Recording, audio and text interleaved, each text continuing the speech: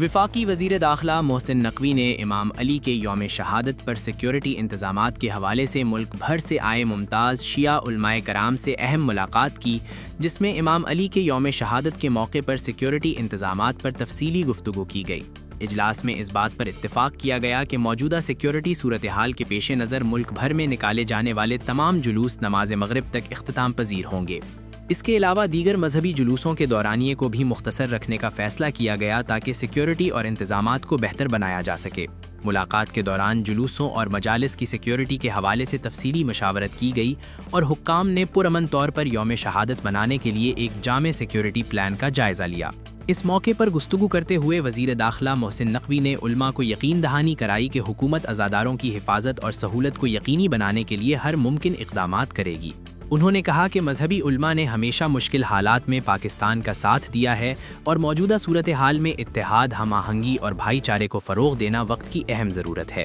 علماء کرام نے بھی حکومت کو مکمل تعاون کی یقین دہانی کراتے ہوئے کہا کہ دشمن کی جانب سے کسی بھی قسم کی تقسیم پیدا کرنے کی کوششوں کو قومی یکجہتی اور اتفاق رائے سے ناکام بنایا جائے گا۔